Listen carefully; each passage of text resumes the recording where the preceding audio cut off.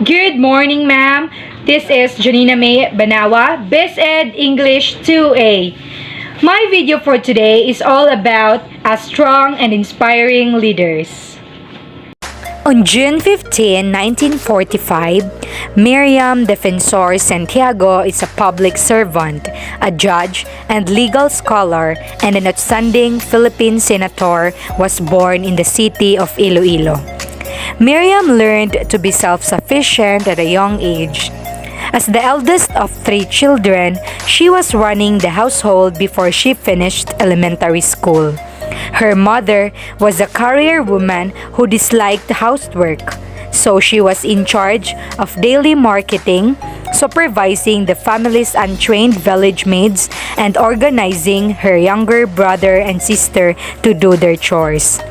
The Defensor were a wealthy family with a high social standing.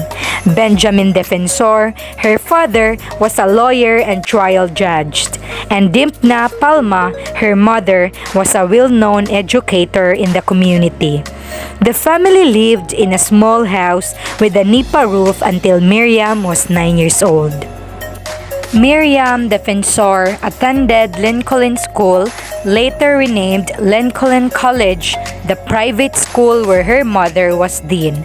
She stayed in Lincoln until her mother had a falling out with the school president and resigned, and began attending La Paz Public Elementary School in grade 5. She was an excellent writer, serving as student editor of the elementary school newspaper in the 5th and 6th grades. Her work was also featured on the literary pages, and as a freshman, she won a school-wide spelling bee. She began to prepare for law school, which is the political science, a common pre-law course. She won first place in university competitions for orator poetry, short stories, and essays. She maintained excellent grades all throughout. Defensor absolutely graduated as magna cum laude in the year 1965. Miriam Defensor Santiago is a politician, professor, and public servant, best known for being the first Filipino to be appointed to the International Criminal Court. Miriam has proven herself to be an honest, efficient, and excellent public servant over the course of her more than 2 decades in politics, which is why the Filipino people admire her. One of the things that made Miriam popular internationally is her outspokenness. Throughout her time in the Philippine Senate, Miriam has become well known for voicing out her concerns for the things that she sees are not right and lawful. Miriam Defensor Santiago's life story was indeed a spectacular yet a peculiar one. A Girl Power awardee. Her characteristics is something I couldn't explain. You know what? I can relate most to Miriam. Why? It's because even though I am not the eldest in the family, but I know that being an eldest isn't easy, and it will never be easy. It is the hardest thing for me.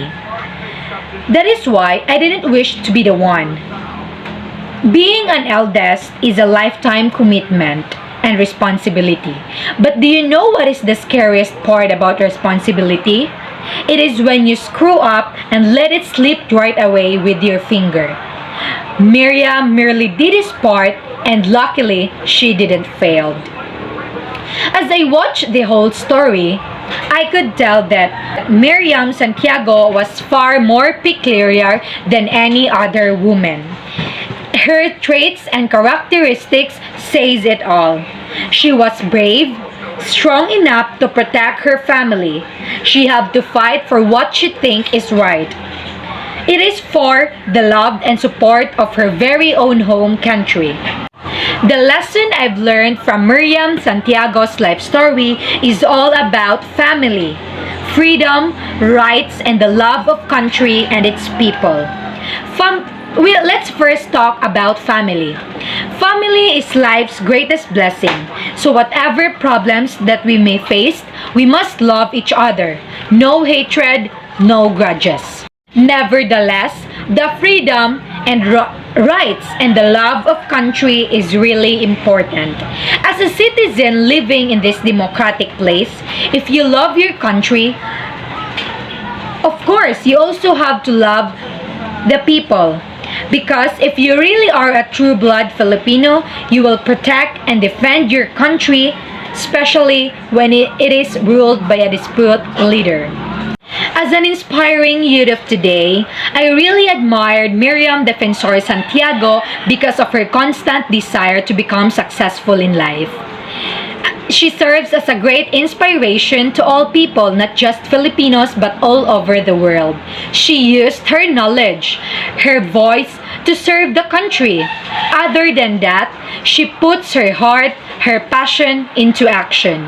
Her life story teaches us that no matter what challenges we may face, we always stand for what we believe is right. We fight for what is right. I always believe that we are the voice of our own action. Speak out and always be vocal. And after all, Miriam Defensor Santiago is the best president that we never had.